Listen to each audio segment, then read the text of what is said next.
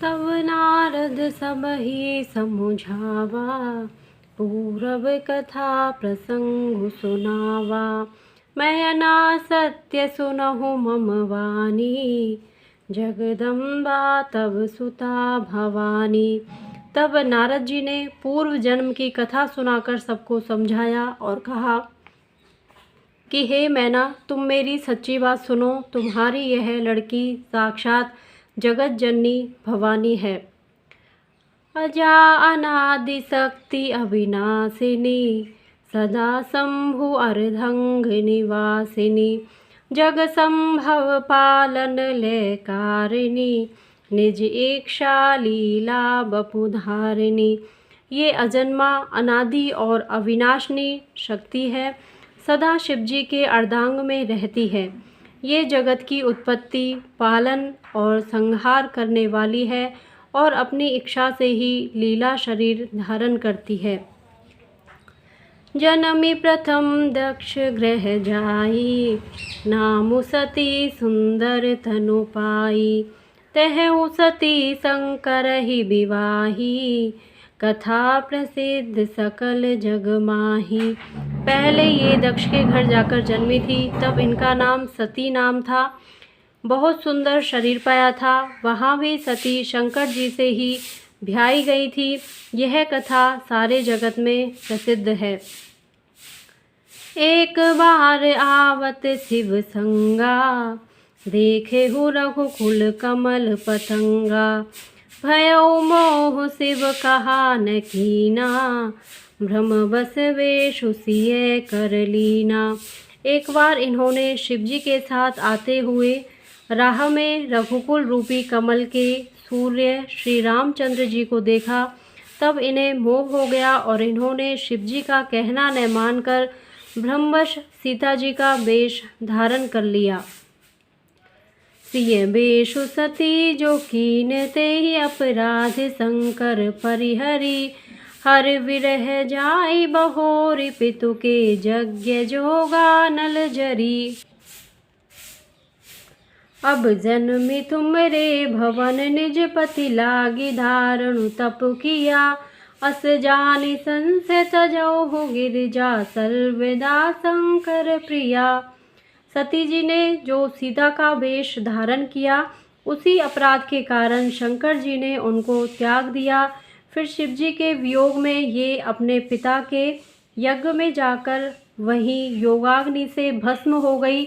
अब इन्होंने तुम्हारे घर जन्म लेकर अपने पति के लिए कठिन तप किया है, ऐसा जानकर संदेह छोड़ दो।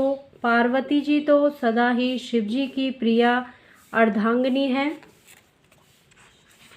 सुनी नारद के वचन तब, सब कर मिटा विषाद।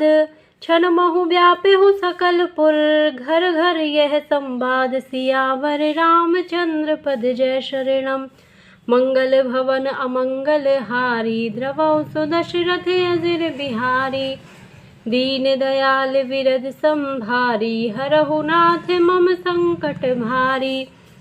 तब नारद के वचन सुनकर सबका विषाद मिट गया और क्षण भर में यह समाचार सारे नगर में घर घर फैल गया। तब मैं ना हिमवंतु आनंदे, पुनि पुनि पार्वती पद बंदे। नारी पुरुष शिशु जुबा सयाने, नगर लोग सब अति हर्षाने। तब मैना और हिमवान आनंद में मग्न हो गए और उन्होंने बार बार पार्वती के चरणों की वंदना की।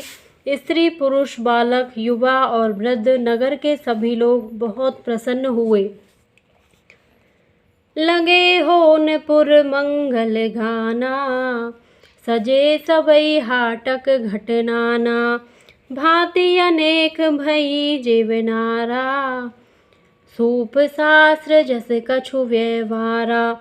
नगर में मंगल गीत गाए जाने लगे और सब ने भांति भांति के सुवर्ण के कलश सजाए। पाक शास्त्र में जैसी रीति है उसके अनुसार अनेक भांति की ज्योनार हुई, रसोई बनी। सो जीवनार की जाई बखानी, बसही भवन जेहि मातु भवानी। सादर बोले सकल बराती, विष्णु विरंची देव सब जाति। जिस घर में स्वयं माता भवानी रहती हो, वहाँ की ज्योनार भोजन सामग्री का वर्णन कैसे किया जा सकता है।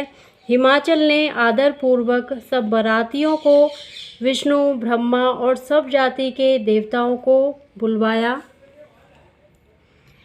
विविध पाति बैठी जिवनारा, लागे परुसन निपुण सुवारा। नारी वृंद सुर जेवत जानी, लगी देन गारी मृदुवानी। भोजन करने वालों की बहुत सी पंगतें बैठी, चतुर रसोइये परोसने लगे। स्त्रियों की मंडलियां देवताओं को भोजन करते जानकर कोमल वाणी से गालियां देने लगी। गारी मधुर स्वर देहि, सुंदर विज्ञ वचन सुनावही। भोजन करई सुर अति विलंबु, विनोद सुनि सचु पावही। जेवत जो बड़्यो आनंदु, सो मुख कोटि हूने परई कहो।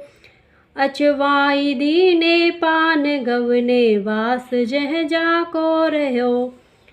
सब सुंदरी स्त्रियां मीठे स्वर में गालियां देने लगी और व्यंग भरे वचन सुनाने लगी। देवगण विनोद सुनकर बहुत सुख अनुभव करते हैं, इसलिए भोजन करने में बड़ी देर लगा रहे हैं। भोजन के समय जो आनंद बढ़ा, वह करोड़ों मुँह से भी नहीं कहा जा सकता। भोजन कर चुकने पर सबके हाथ मुँह धुलवाकर पान दिए गए। फिर सब लोग जो जहाँ ठहरे थे वहाँ चले गए। बहुरी मुनिन हिमवंत कहूँ, लगन सुनाई आई। समय विलो की विवाह कर, पटहे देव बुलाई। सियावर रामचंद्र पद जय शरणम। फिर मुनियों ने लौटकर हिमवान को लगन पत्रिका सुनाई और विवाह का समय देखकर देवताओं को बुला भेजा। मंगल भवन अमंगल हारी, द्रवौ सो दशरथ अजिर बिहारी। दीन दयाल बिरद संभारी, हरहु नाथ मम संकट भारी। जय श्री राम।